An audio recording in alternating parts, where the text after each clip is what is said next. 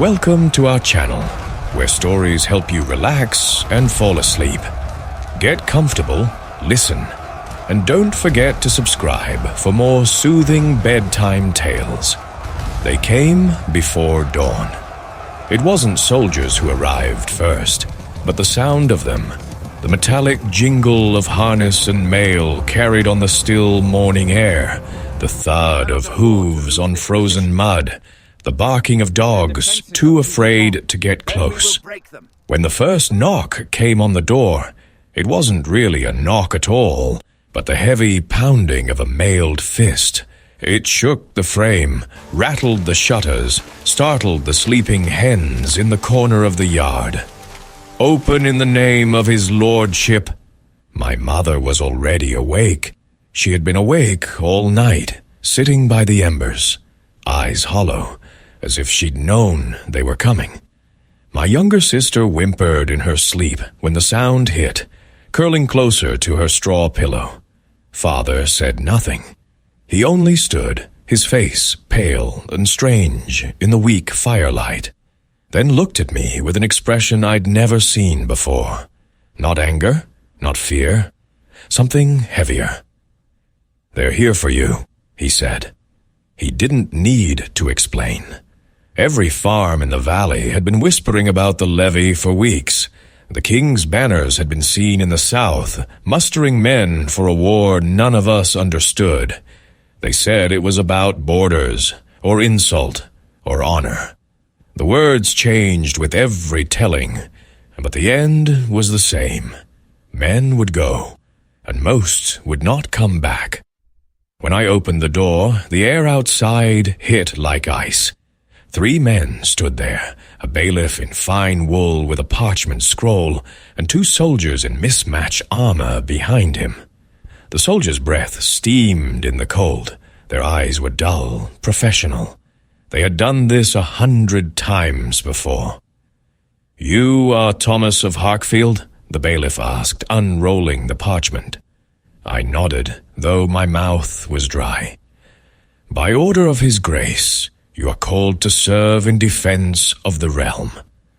You'll gather your things and come to the square within the hour. Arms and provisions will be issued. Failure to comply is treason." The word treason hung in the air like frost.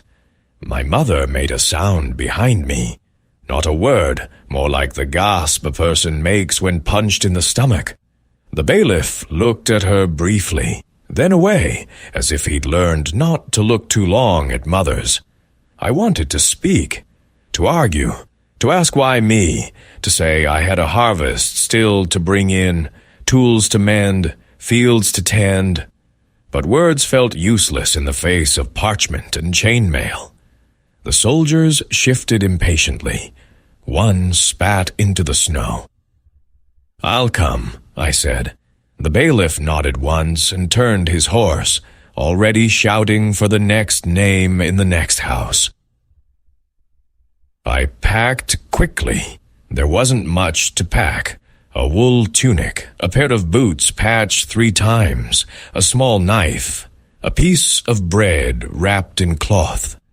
My mother pressed a wooden cross into my hand, whispering prayers that sounded more like pleas. My sister clung to my leg until Father pulled her away. When I looked back at him, he simply said, "Keep your head low. Do what they tell you. Don't try to be a hero." I didn't know it then, but that was the best advice I would ever receive. The road to the village was lined with smoke. Every farm had its own small tragedy playing out in the yards, men hugging their wives, children wailing, the clatter of carts. Some cried openly, others walked stiff and silent, eyes fixed on the horizon. The bailiff rode ahead with the scroll, reading names, checking them off. By the time we reached the square, 30 of us had gathered, farmers, millers, a blacksmith's apprentice, 2 brothers from the tannery who smelled of piss and leather. They herded us toward the churchyard, where a wagon waited with piles of equipment that barely deserved the name. spears with cracked shafts, rusted helmets, padded coats stiff with old blood. A grizzled man in a dented breastplate tossed me a spear. "Don't lose it," he said. "You'll need it to stay alive, and I'll need it back when you don't." By midday, we were marching. The banners of the local lord flapped ahead, a red stag on a black field, though none of us had ever seen the man himself. Snow began to fall in slow, lazy flakes that melted on our faces. The line of conscripts stretched for miles, a shuffling serpent of misery winding between the fields. The soldiers who guarded us barked orders, struck laggards with the flats of their swords, and laughed among themselves. By nightfall, my feet were blistered raw inside my boots. When we stopped, we were given a handful of oats and told to make a fire if we could find wood. There was no shelter, only the dark shapes of trees and the endless moan of the wind. I remember sitting with two other men, Thomas the blacksmith's apprentice, and a boy named Alan, who looked barely old enough to hold a plow, let alone a spear. The boy was shivering so violently I gave him half my cloak. "Do you think there'll really be fighting?" he asked. The blacksmith snorted. "There's always fighting. The question is whether we'll be close enough to see it before we're dead of hunger." No one laughed. The first village we reached had already been stripped bare by the Lord's foragers. Empty barns, doors hanging open, dogs nosing through ashes. The villagers who remained watched us from behind shutters, silent and pale.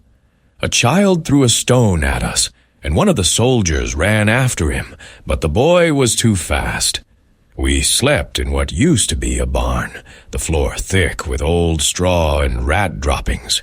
The smell of mildew and manure clung to everything. I tried to pray, but found no words that seemed to fit the world anymore. At dawn, we were given bread hard as wood and water that tasted of rust. My shoulders ached from carrying the spear. My stomach gnawed at itself. Every step took us farther from the valley, from the only life I'd ever known. The land grew flatter, the sky wider. The talk in the ranks was that we were headed south to join the royal host near the border. Some said we'd be back before spring. Others said we'd never see spring again. On the third day, we passed a line of carts coming the other way, refugees from some earlier skirmish, their faces blank with exhaustion. One woman carried a baby wrapped in rags. I couldn't tell if it was sleeping or dead. The smell that followed them was unforgettable. Smoke, sweat, sickness, and despair. Alan stared after them. "If that's what the war looks like," he whispered, "maybe the enemy's already won." I didn't answer. That night, as I lay awake listening to the snores and coughs around the fire, I realized something simple and terrible. We were not soldiers.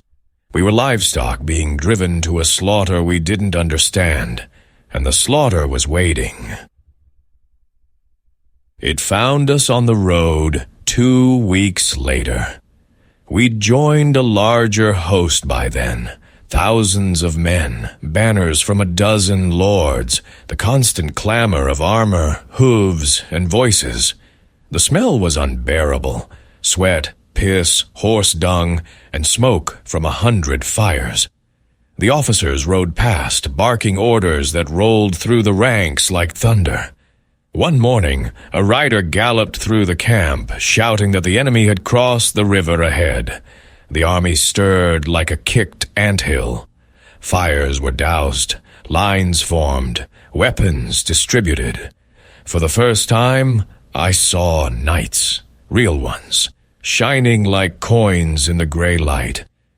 Their armor looked like something from a different world, bright and clean, their horses massive and restless. I felt a brief surge of awe before realizing they would not stand beside us when the killing began.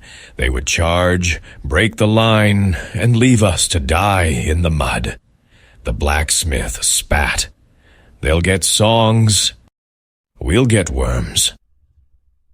The next days blurred together, marching, digging, waiting. We built ditches and palisades, our hands bleeding, our bellies empty. The officers said we'd fight soon. Every night I hoped they were wrong. Then one morning the horns blew, the air filled with sound, metal on metal, drums, shouts, the whinnying of horses. The ground seemed to vibrate beneath our feet. We were ordered to stand in line, shoulder to shoulder, shields overlapping. The knight in charge rode down the line, his visor lifted to show a face as calm as if he were heading to dinner. "Hold the line," he said. "You'll be fine as long as you stand together." He didn't stay to make sure. I looked at Alan beside me, his lips moving in silent prayer. Behind us, the sergeants walked with drawn swords to make sure we didn't run. The noise grew louder. And then, through the mist, I saw them. The enemy, a wall of spears and shields advancing with terrible slowness, banners flapping, drums beating like a second heartbeat. Somewhere deep in the line, a man began to sob. The blacksmith muttered, "Don't break, lad. Don't you dare break." But I already knew that I would, because every instinct in my body screamed one word: run.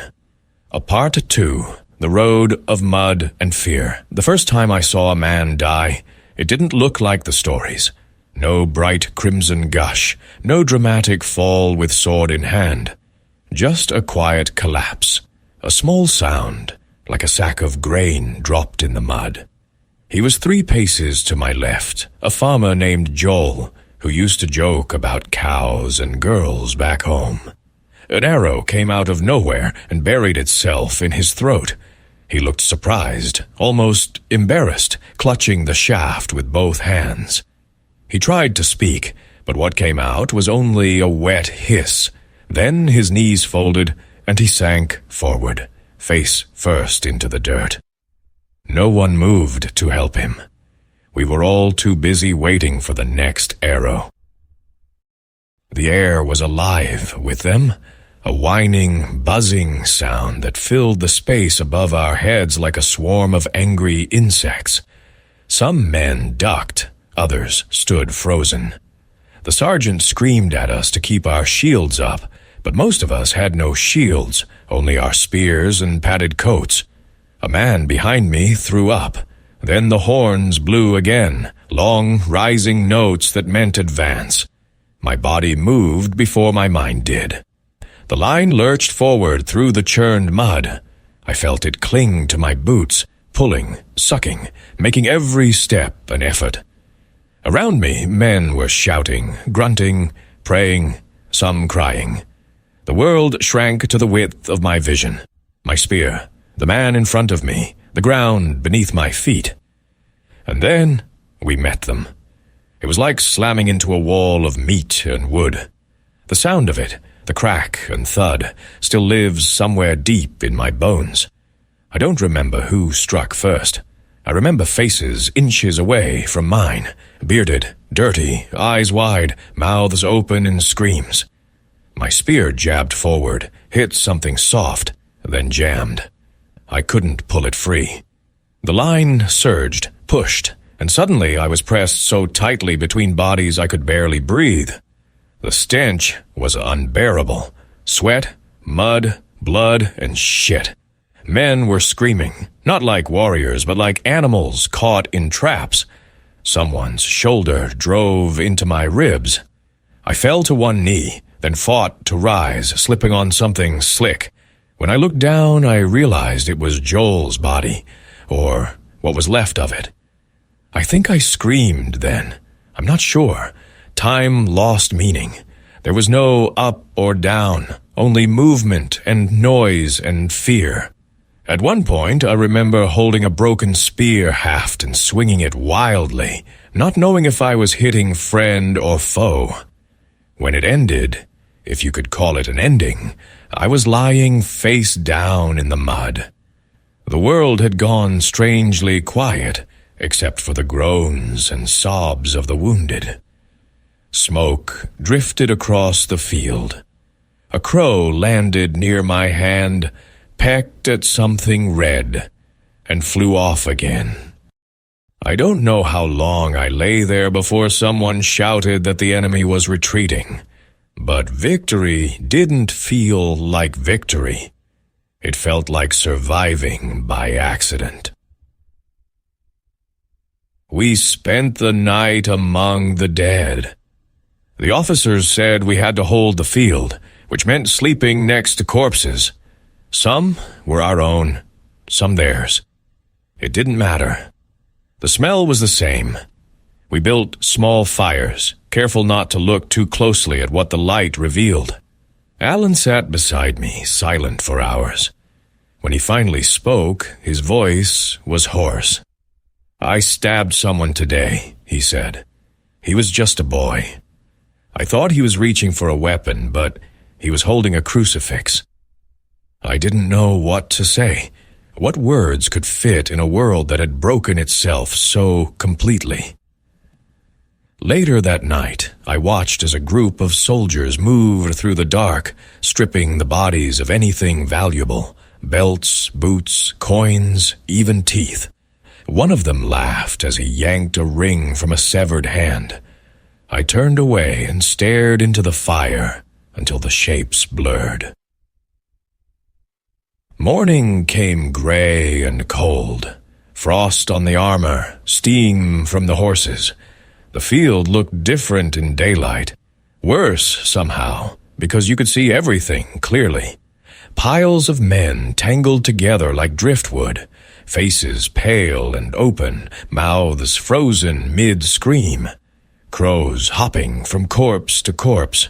The sergeants walked among us with whips, ordering the living to sort the dead. We dug shallow pits with our hands and wooden bowls, covering them with thin layers of dirt. There were too many bodies and not enough ground. Some were left where they fell. By noon, the wind shifted, carrying the smell toward camp. No one ate. That was the day I stopped believing in God. We marched again the next morning. There was no triumph, only silence. The army moved like a wounded beast, limping, bleeding, reeking. The wounded who couldn't walk were left behind. A few begged us to kill them before the scavengers came. Most we ignored. I saw one man try to drag his friend's body with him, refusing to leave him to rot. A knight rode by, struck him across the back with the flat of his sword, and told him to keep up or be cut down himself. The man dropped the body and fell into line, sobbing. Every day blurred into the next, marching, camping, waiting, always waiting. We never saw the enemy again, only burned villages and empty fields. Hunger became a constant companion. Our rations shrank to nothing but a handful of moldy grain and whatever we could steal from the land. Sometimes we found half-burned bread in the ashes of ruined homes. Sometimes nothing at all. I learned how to chew grass to quiet the stomach.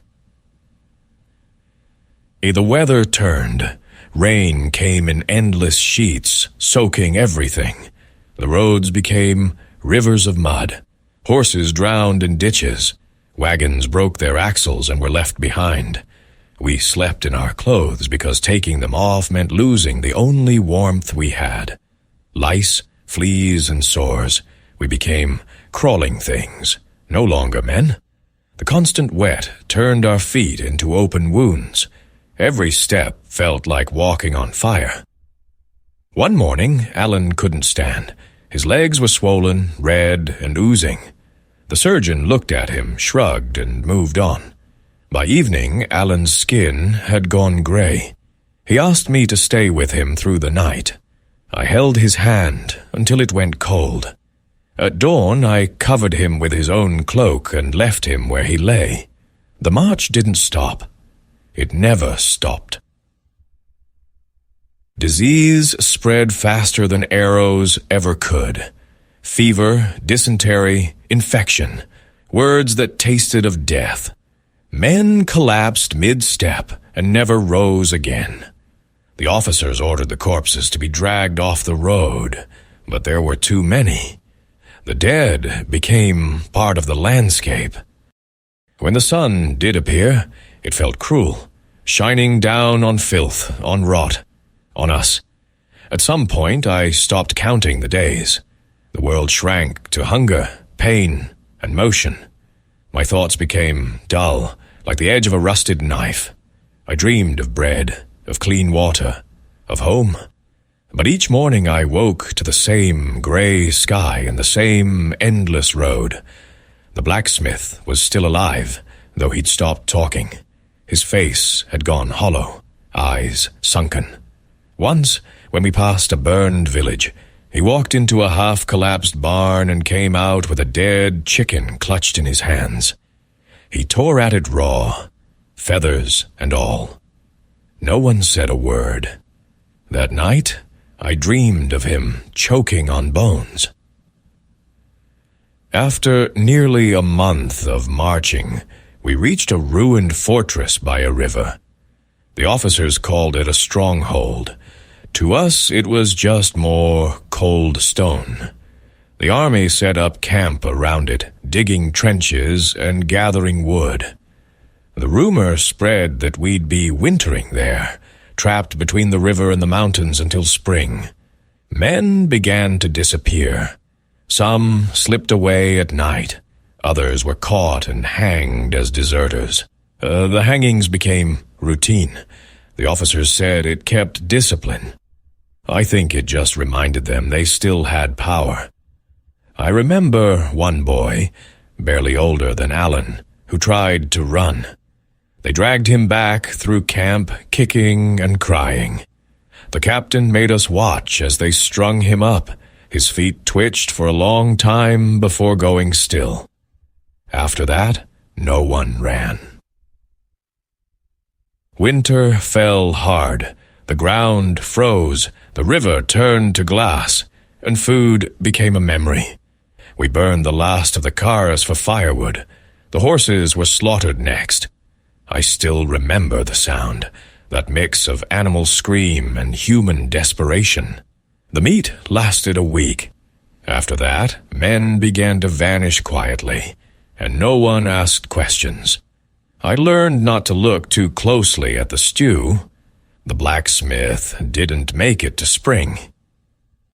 One morning, I found him stiff beside the ashes of a fire, his hands clutching the crucifix Alan had once carried. I buried him under a pile of stones. By then, I had stopped feeling grief.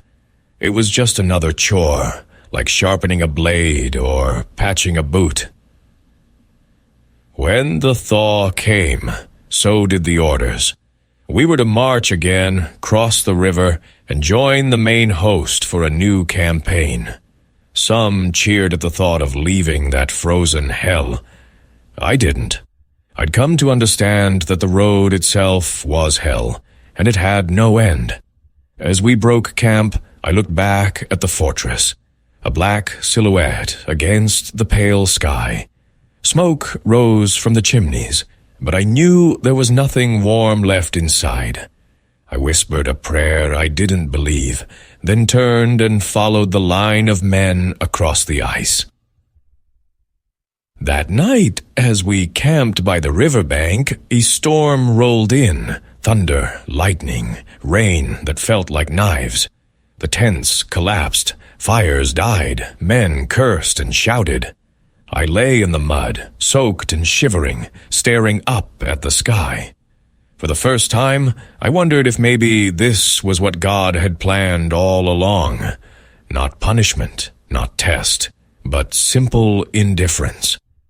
The thunder drowned my thoughts, and I laughed until I couldn't tell if it was laughter or crying, because I had realized something terrible and true.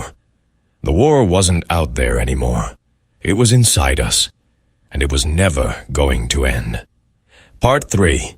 The Clash of Flesh and Iron. When dawn came, the river was gone. It hadn't vanished. It had simply burst its banks and swallowed the valley whole. Water stretched in every direction, thick and brown, carrying branches, bits of armor, the bloated shapes of horses. The storm had turned the world to chaos. We were ordered to cross anyway. The officers shouted, the drums pounded, and the whole host stumbled into the current like cattle. I felt the freezing water climb from my ankles to my knees, to my chest, and then my feet left the ground. Men screamed as the current tore them away. I grabbed at a branch and somehow reached the far bank, gasping, my armor dragging me down. When I crawled onto the mud, I lay there for a long time, coughing water and bile, watching others wash past.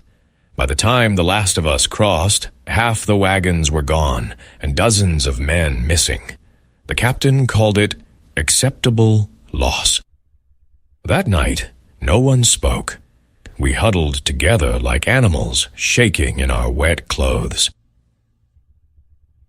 At first light, the horns sounded again. The enemy had found us. We hadn't expected them so soon, but maybe they had followed our tracks through the rain. Or maybe fate was simply cruel. Scouts came galloping back with their faces white and their horses lathered. "They're close," they said. "Hundreds of them, maybe more." The order came. Form the line.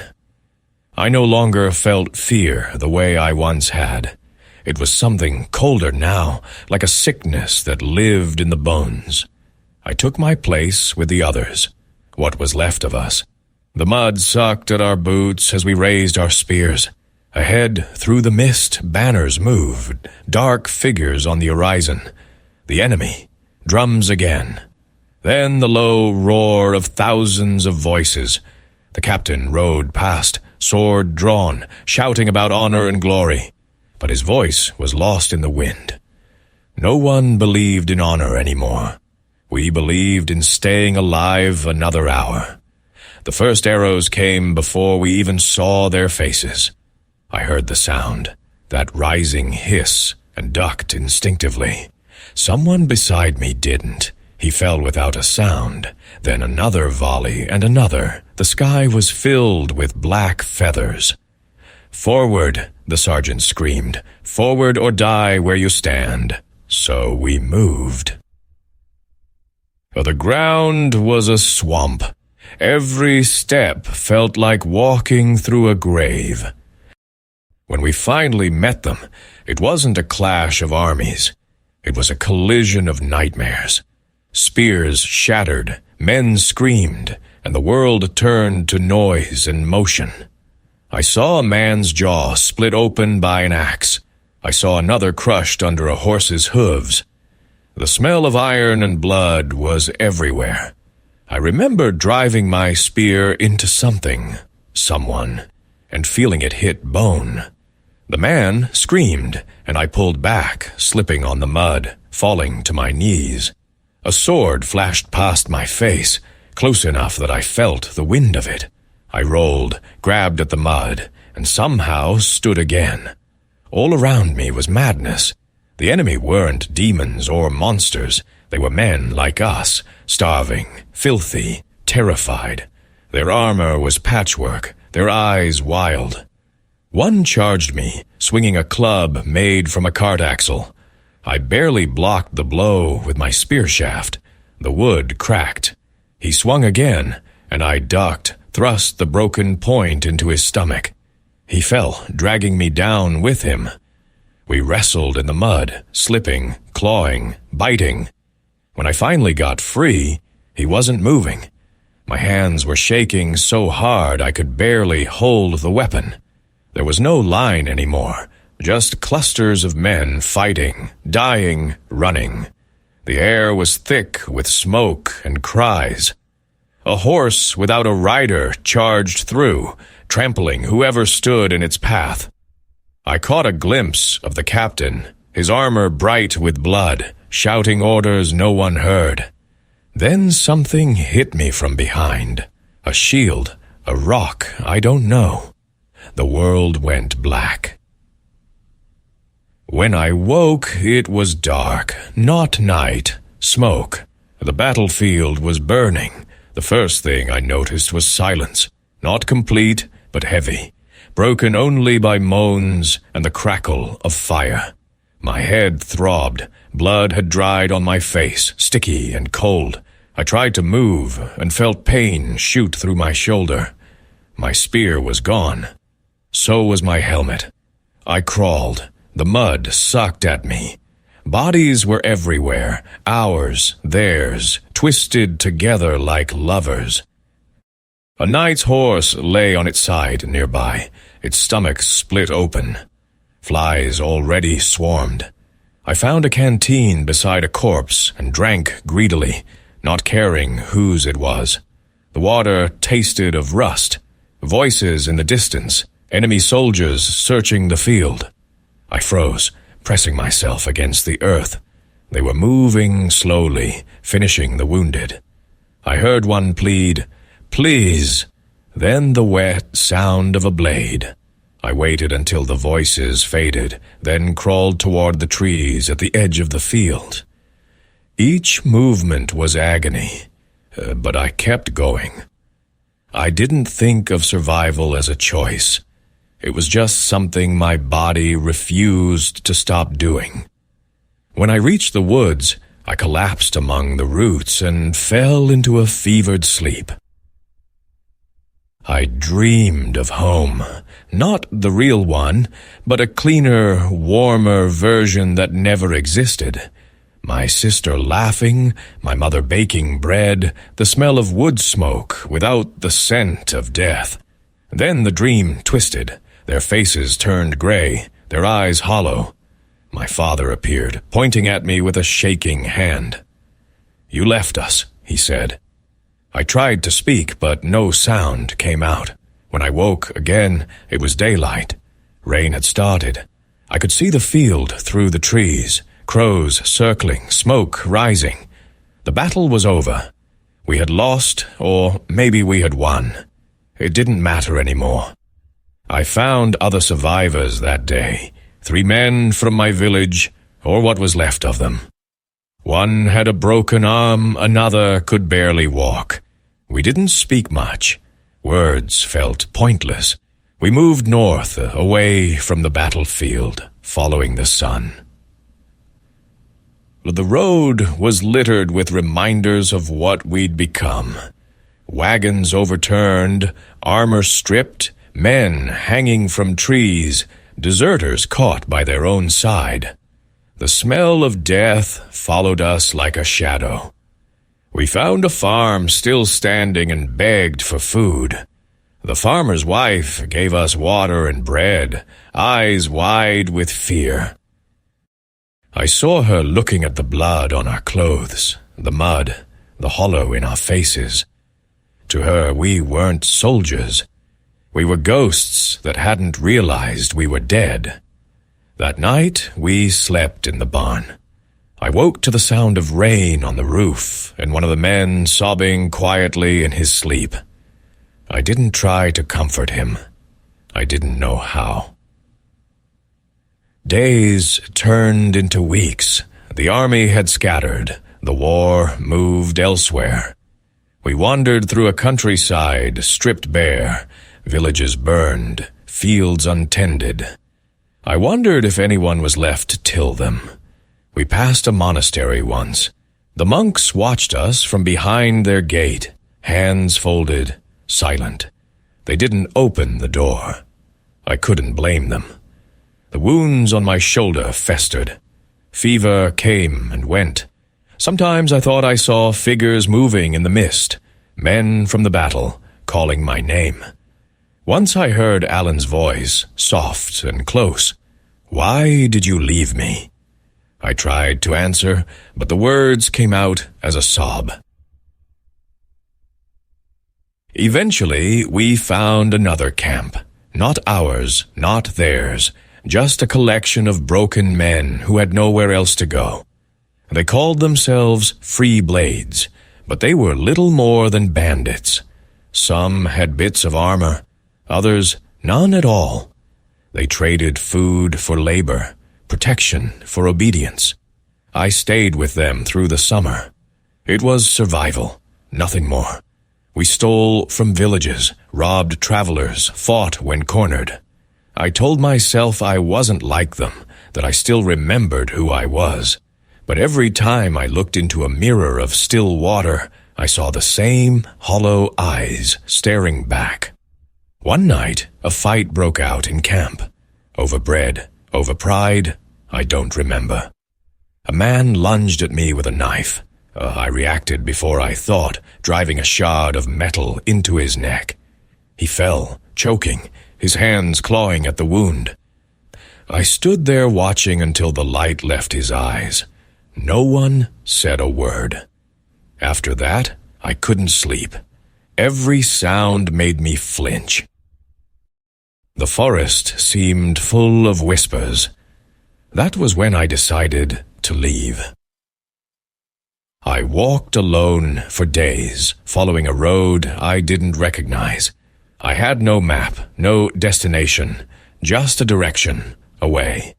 The land was changing with autumn again, gold leaves, cold mornings, the smell of smoke in the air. One evening I came upon a field where wildflowers still grew among broken helmets. I sat there until the sun set, the sky turning red like blood diluted with water. For the first time in months, I felt something like peace. Not hope, not yet, but the faint memory of it. I whispered Alan's name, then Joel's, then the blacksmith's, and when I ran out of names, I said my own, quietly, as if reminding the earth that I still existed. The next morning, I started toward home. I didn't know if home still existed, or if I'd even recognize it if it did. But something pulled me north. A promise, maybe, or just the need to see where the road ended. The villages I passed were smaller, poorer, emptier. War had hollowed them out. People looked at me with suspicion or pity. A few threw stones. One woman spat and called me a murderer. She wasn't wrong.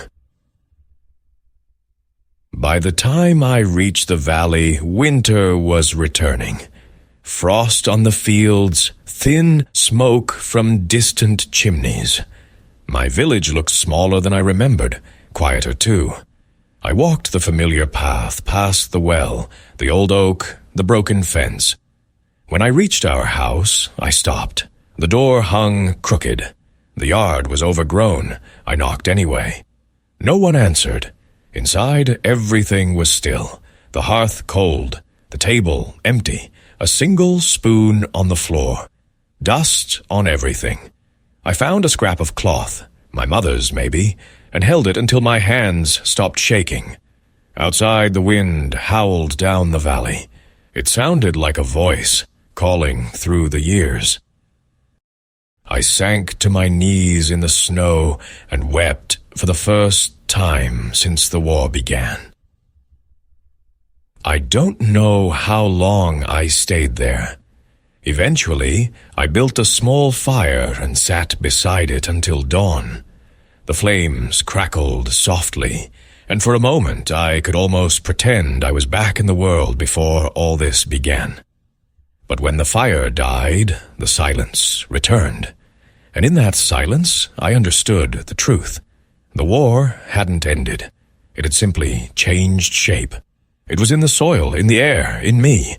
And I would carry it, every face, every scream, every moment, until the day the earth took me too. Part 4.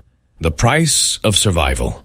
I stayed in the valley because I didn't know where else to go. The house was empty, but it was still ours. The roof leaked, the hearth was cold, and mice had made homes in the cupboards. I fixed what I could with what little strength I had left. It wasn't comfort, just habit. Every nail I drove into the wall, every log I split, felt like a small defiance against the silence that had swallowed everything. At night I dreamed of the war. Not the battles. Those were too bright, too loud, too clear. It was the quiet moments that haunted me. Alan's breathing slowing beside the fire, the blacksmith's hand stiff in death, the sound of rain on a corpse's armor. Sometimes I woke with my hands around my own throat, gasping, thinking I was still in the mud. The first person who found me was a shepherd boy. He saw the smoke from my chimney and came to see who had returned. He must have been 10, maybe 11. When he realized I was one of the soldiers, his eyes went wide, not with fear, but curiosity. "Did you win?" he asked. I didn't know what to tell him. "We lived," I said at last. "That's all?" He frowned as if that wasn't a real answer, then ran off toward the hills. I watched him go until he disappeared into the mist, a small, bright figure, untouched by what I'd seen. And a few weeks later, I walked to the village square.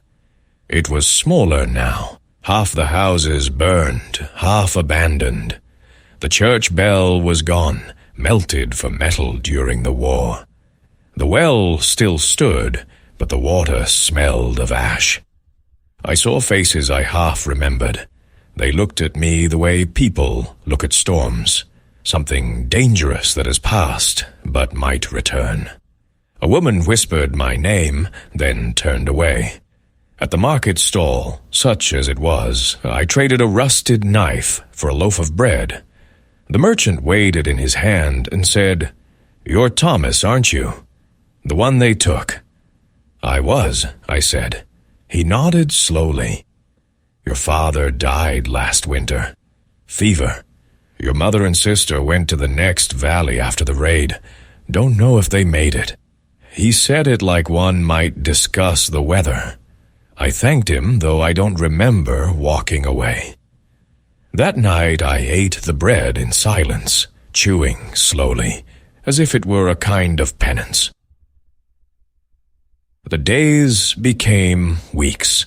I mended fences, dug soil that had forgotten the touch of a plow. Nothing grew right that year. The earth itself seemed tired. The war had taken more than men. It had taken the rhythm of life.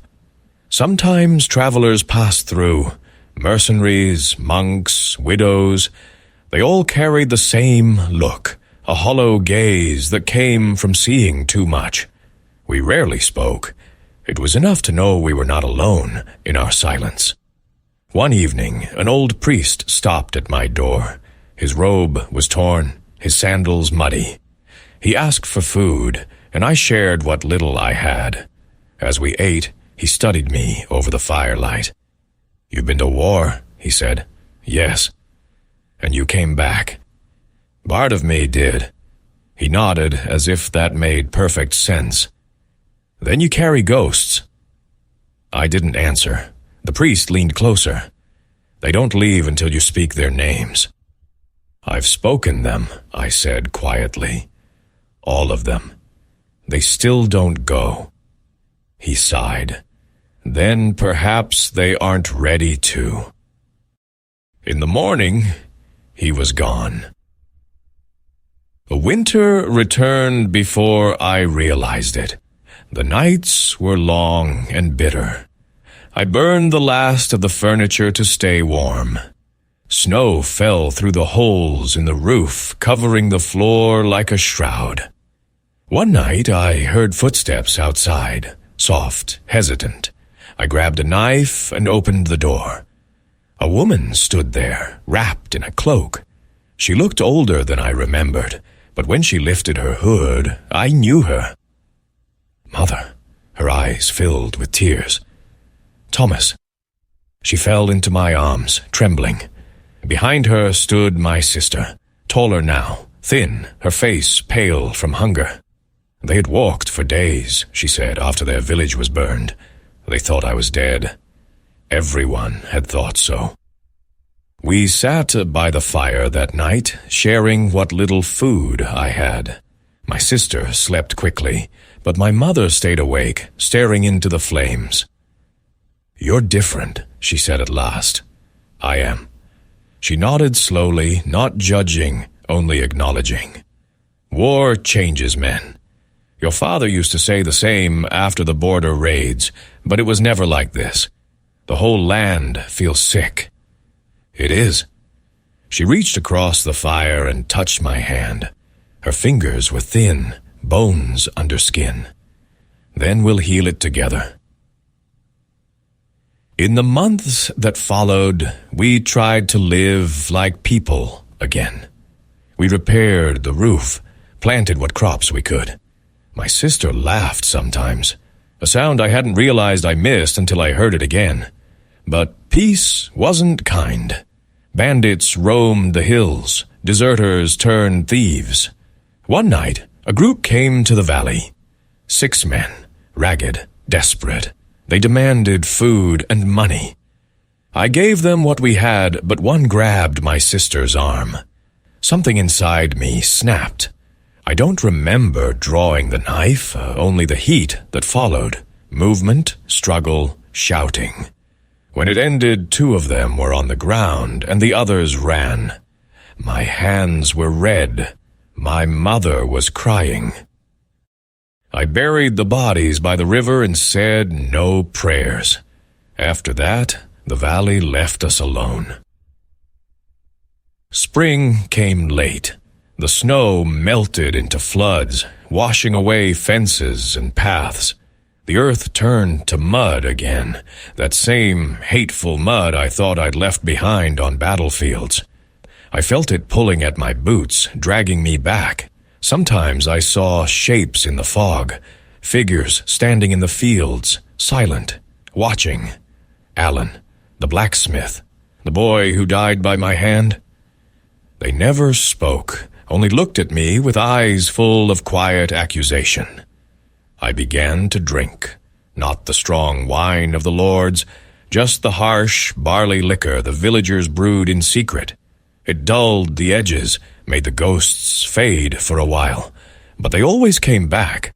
My mother tried to help, prayers, herbs, even a charm from the old healer. None of it worked. One night, in a drunken haze, I stumbled into the forest, shouting at the dark. "Is this all I get? To live while they rot?" The only answer was the wind through the trees. That summer, plague came. It traveled with traders and beggars, unseen, unstoppable. People coughed, burned with fever, turned black at the lips. Graves filled faster than they could be dug. When it reached the valley, we locked ourselves inside. I burned herbs in the hearth, scrubbed the floors with vinegar, prayed to gods I no longer believed in. Still, my mother grew sick. For 3 days, she burned. On the 4th, she stopped breathing. I buried her beside the river, next to the men I'd killed. My sister stood beside me, silent. When it was done, she said, "You can't stay here. This place will kill you too." She was right. We left the valley at dawn. The road was quiet, the air heavy with smoke from distant fires. We walked north, toward towns that still traded, where there might be work, food, something resembling life. At night, we slept under trees, listening to wolves howl in the distance. I told her stories to keep her calm, stories of before, of father's laughter, of harvest dances. I made them brighter than they were. One morning, we reached a small village, untouched by war. The people there took pity on us. A farmer offered me work in exchange for shelter. My sister helped his wife with the animals. For a while, I thought maybe this was what survival looked like. Quiet days, steady hands, no screams. But peace is a fragile thing.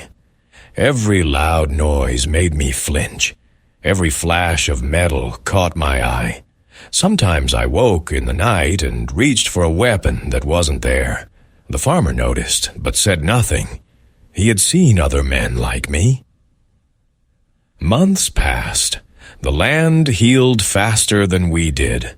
Crops grew, children played, laughter returned to the tavern. I worked from dawn to dusk, trying to exhaust the ghosts out of my body. My sister smiled more often. One evening, as the sun set over the fields, the farmer came to me. "You fought?" he said. "Yes." He nodded. "Then you know what it costs. But you're still here. That means something." I wanted to believe him. That night I sat outside watching the stars. For the first time in years, I allowed myself to imagine a future. Small, simple, honest. Maybe I could build something again. Maybe the war could fade. But when I closed my eyes, I saw the river of corpses, the mud, the crows. The past doesn't fade. It waits. Autumn came. The farmer's eldest son was taken by the Lord's men. Another levy, another war brewing beyond the hills. History repeating itself like a curse. The farmer wept as they led the boy away. I watched from the field, the same road, the same banners. And I understood then that nothing we build ever lasts. Not walls, not kingdoms, not peace. Only the memory of pain endures. That night I walked to the river and stood in the cold water until the stars blurred. I thought about letting it take me. It would be easy, just one breath too long. But when I looked back toward the village, I saw my sister's light in the window, and I chose to live. Life became smaller after that.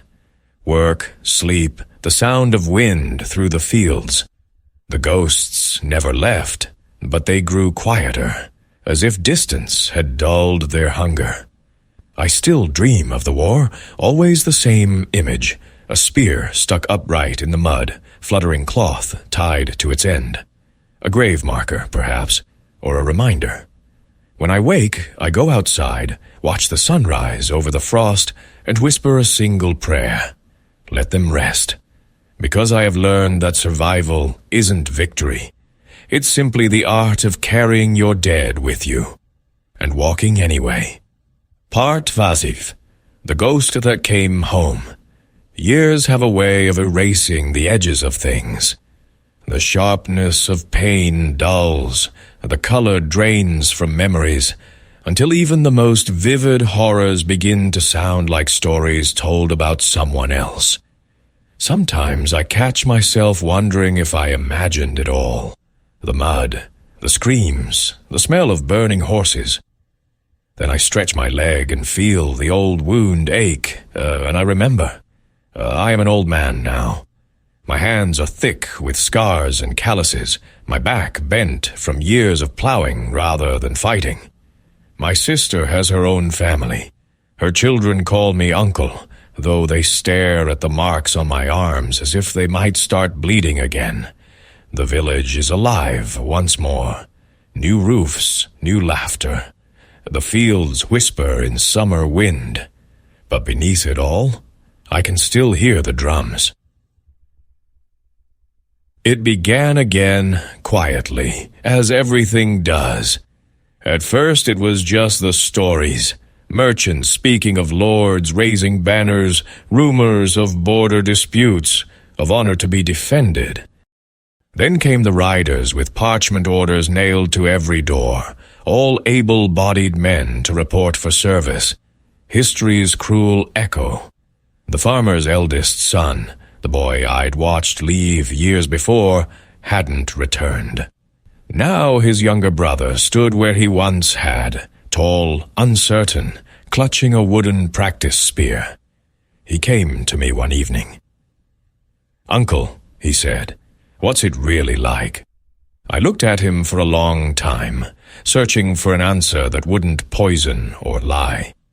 "It's like drowning," I said at last, "only slower."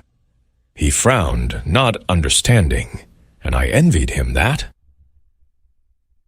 When the levy marched, I stood at the crossroads watching them go. The same songs, the same promises of glory.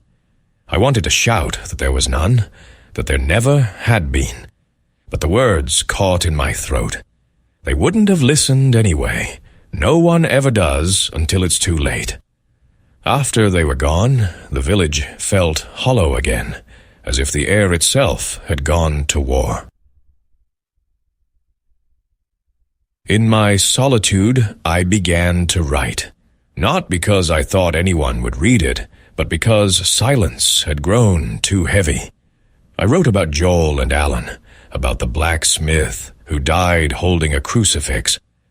I wrote their names until my hand cramped. Each line felt like a stone lifted from my chest. Some nights I burned the pages, fearing what others might think if they found them. The truth is never welcome where legend is more convenient. But the act of writing was enough. It was a conversation with ghosts that no priest could mediate. One winter, the plague returned. Not as fierce as before, but cruel in its own way. The children fell sick first. I carried them water, herbs, prayers. One died in my arms, a small fever-burning life that slipped away like smoke. After that, I built a small shrine near the river, not to saints or kings, but to them, the forgotten, the nameless. A circle of stones, a wooden post carved with nothing but a single word, remember. Sometimes travelers stop there to rest. Some leave flowers, others leave coins. They don't know why the place feels sacred, only that it does. But the older I get, the more the past intrudes. A sudden noise, the clang of a hammer in the forge, and my heart races as though I'm back on the field. In dreams, I still see the faces, not angry, not accusing, just there, waiting. I've learned to greet them. "Good evening, lads," I whisper when the nightmares start. "You can rest. I'm still here." It helps a little. My sister says I speak to shadows. Maybe I do. But sometimes in the half-light before dawn, I think I hear them answer, not with words, but with the faint rustle of grass, like armor settling into earth. When I was young, I believed history was written by kings. Now I know it's carried by the hands of those who dig the graves. The priests record miracles. I remember screams. And I've come to understand that truth is not what survives in books. It's what survives in people. A blacksmith teaching his apprentice to hammer without cruelty. A mother telling her son that no war is holy. A scarred old man teaching children to plant wheat instead of spears. That is how the world heals itself, quietly, stubbornly. Sometimes I walk to the edge of the valley and look down at the river where it all began. The water runs clear now, no longer red with mud or blood. Wildflowers grow where we once buried the dead. I kneel there, bones aching, and lay my hand on the soil. "So many of you," I whisper. "And for what?" The wind doesn't answer. It never does. But somewhere in its sigh, I hear forgiveness, or maybe it's only age softening memory into something bearable. Lads, a few years ago, a scribe from the abbey came through, collecting stories for a chronicle. He asked about the great battles, the brave knights, the banners that flew. I told him about none of that. I told him about a boy who carried a spear too heavy for his arms, about the sound of rain on a battlefield, about the smell that never leaves your skin. He listened politely, wrote nothing down, and thanked me for my time. I wasn't surprised. History still has no use for men like me. But I keep talking anyway, to the wind, to the trees, to anyone who will listen. Because silence is how the dead disappear, and I won't let them vanish twice. The years blur. My hands shake now when I lift the plow. Sometimes I forget names, but never their names. Those stay sharp, carved somewhere behind my ribs. When I die, the world will go on without them, as it always does. The lords will fight new wars, poets will invent new lies. But maybe, just maybe, some child will wander by the river and see the word carved into that post, remember, and ask what it means. And perhaps someone will tell them about the men who marched and never came back, about the farmers who became soldiers because they had no choice, about how courage isn't the absence of fear, but the endurance of it. If that happens, if one voice tells one truth, then maybe all of this, the pain, the years, the ghosts, will not have been entirely wasted. The last light of evening fills the valley as I write this. Smoke rises from the chimneys. Children laugh somewhere beyond the fields. I can almost believe the world has forgiven itself. My sister's grandchildren run past the window chasing fireflies. One of them stops, looks at me, and smiles, open, unafraid. For a moment I see Alan in that smile, Joel, the blacksmith. All of them alive again in the laughter of someone who will never know their names. I close my eyes. The world grows quiet. No drums, no screams, only wind through the grass. And for the first time since I was young, I feel something like peace. Epilogue. If anyone finds these pages after I'm gone, take them, read them, burn them, it doesn't matter. Just remember this. War isn't made by monsters. It's made by people who forget that other people bleed. And every field that blooms in spring stands on a grave where someone once fell believing the lie of glory. If you must remember anything of me, remember this instead, that I was afraid, that I fought anyway, that I came home and learned the hardest lesson of all, how to keep living.